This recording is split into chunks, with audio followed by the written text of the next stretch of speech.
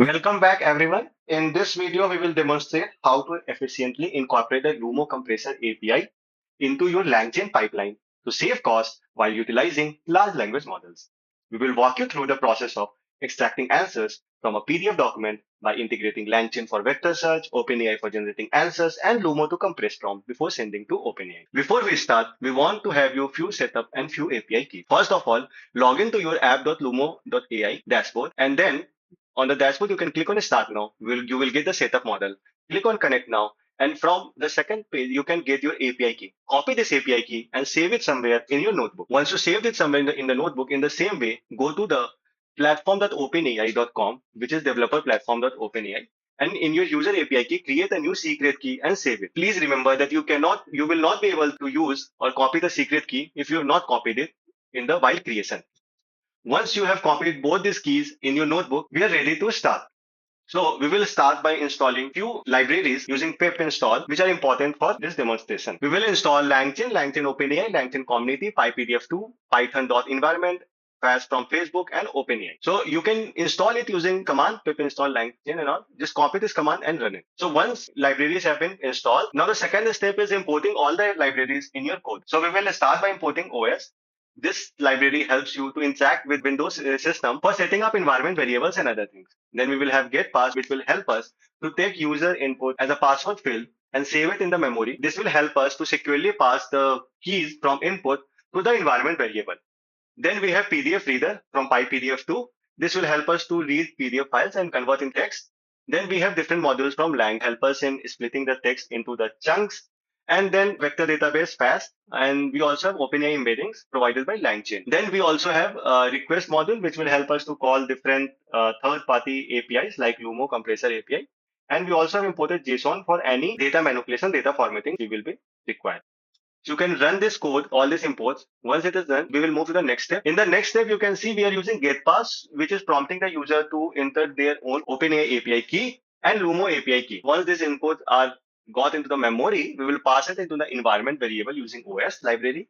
And then we will delete it from the memory to avoid any security vulnerabilities. So you can copy this code and run it in your notebook. First of all, you will be prompted to get your OpenAI API key. If you remember, we have already saved our OpenAI API key in a notebook. We will fetch it from there. I have got my OpenAI API key with me. I will just paste it here and then select enter. Similarly, it will now prompt you to get the LUMO API key. Again, if you remember, we have already saved it in a notebook. So we'll get it from there. So we have pasted our LUMO API key as well. We have hit enter. You can see this cell has now run.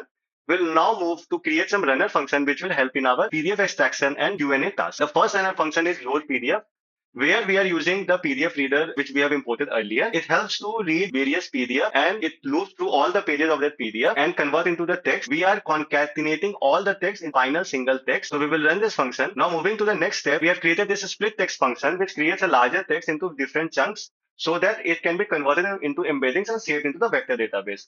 We are using RecursiveCharacterTextSplitter, which we imported from LangChain earlier. Now we are using a chunk size of 1000 characters and a chunk overlap of 200 characters.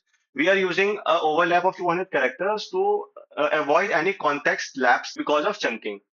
So we will again run this runner function as well. Now in the next set of function, we are creating load embeddings, in which we will first call the OpenAI embeddings, which we have already imported earlier. This will help us to create the embeddings.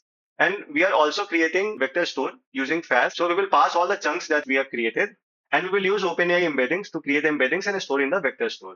So this function will convert your chunks into embeddings and then store into vector store and will return the vector store. So with these three runner functions, we are ready that we are given any PDF. We can read it, we can convert into smaller chunks, we can store those chunks in a vector store for effective search queries. Now the most important part, we will now use compressor API from LUMO. It will help us to compress the context and prompt before passing into the OpenAI so that we can save a lot of cost. So here we can save at least 50% to 60% cost using LUMO Compressor API. So now we will go step by step for this code. The first step is to get the LUMO API key from the environment variables, which we have saved earlier. Then we will get the LUMO endpoint. You can get it from setup modal itself. You can copy it and use it there. Then we have to set headers where we will pass the LUMO API key as a authorization bearer token. And then for the payload, we will pass the prompt, the original context of prompt, which we want to compress. If you have a topic along which you want to compress the prompt or the context, then you should pass the topic. If you have passed the topic in the function, it will pass topic as a payload variable as well. Once we have the payload and the headers and the endpoints all ready, we will send the request to LUMO endpoint using this payload and then wait for the response. Once we get the response contains compressed prompt, which have a reduced token size. And to show the compression, we also have initial tokens and the final tokens. Here we have written a filler function to calculate how much compression have we achieved in the percentage. So now we are returning the compressed text, which has reduced token, which we will pass to OpenAI as prompt. If it is a success, then we are passing a true success status. And then we are passing compression is percentage, initial token, and final token as well. Now we will do some exception handling. And if the compression API has failed due to any reason, we will use the original text. We will say the success status is false and all the other numbers like compression percentage as 0. Now we will combine all this code into a single function and name it compress with LUMO. You can copy this code and paste it into your notebook. And now we will run it. So once you run it, now we will go to the main function. This main function, we will combine every runner function which we have defined earlier. So here we'll give a file upload facility to the user. Once uploaded, we will read the file using load PDF function, which we have defined earlier. Then we will use the split text function we defined earlier to split into chunks.